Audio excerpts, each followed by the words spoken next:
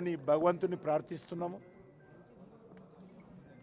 ఆ సంఘటన పట్ల మా జిల్లా అధ్యక్షురాలు అదేవిధంగా మా యొక్క ఆ ప్రాంతానికి సంబంధించినటువంటి ఎమ్మెల్సీ అంజిరెడ్డి గారు వెంటనే నాకు ఫోన్ చేసినప్పుడు దాని విషయం ఎప్పటికప్పుడు తెలుసుకోవడం జరిగింది. ఆ విషయము కేంద్ర ప్రభుత్వాన్ని దృష్టి తీసుకుపోయిన తర్వాత ప్రధానమంత్రి గారు కేంద్ర ప్రభుత్వం నుంచి చనిపోయినటువంటి వాళ్ళందరూ కూడా 2 లక్షల రూపాయలు, ఆసుపత్రిలో ట్రీట్మెంట్ పొందుతున్నటువంటి వాళ్ళందరూ కూడా 50,000 రూపాయలు వారు మంజూరు చేయడం జరిగింది. నేను ఈ సందర్భంగా రాష్ట్ర ప్రభుత్వాన్ని కోరుతా ఉన్నాను, 2 సెక్టార్స్లలో ఎల్లప్పుడూ పూర్తి స్థాయి పర్యవేక్షణ ఉండాలి.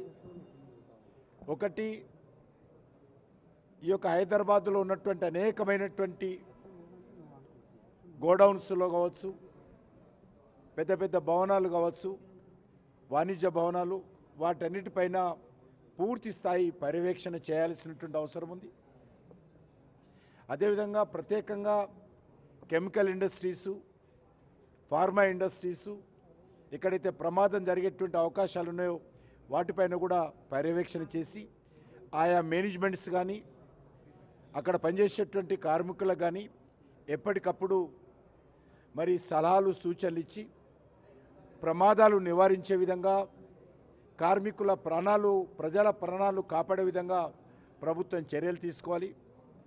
మనం చూస్తున్నాం, హైదరాబాదులో ఇటీవల చార్మినార్ దగ్గర ఒక భవనము షార్ట్ సర్క్యూట్తో మొత్తం కుటుంబం ఏ రకంగా మరి చనిపోయారో మనం చూసాము.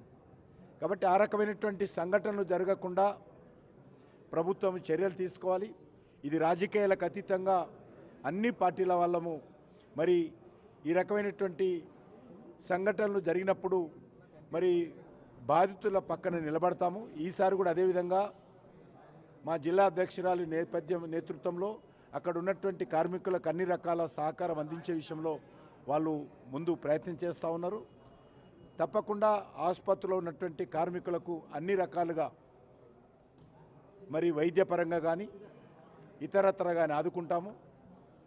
ఆ చనిపోయినటువంటి కార్మికులు ఎక్కువగా ఇతర రాష్ట్రాల వాళ్ళు ఉన్నారు. ఆ రాష్ట్రాల్లో భారతీయ జనతా పార్టీ ఉన్నటువంటి కార్మికులకు అన్ని రకాలతో కూడా మాట్లాడి ఆయా కుటుంబాలకు అన్ని రకాలుగా సహాయ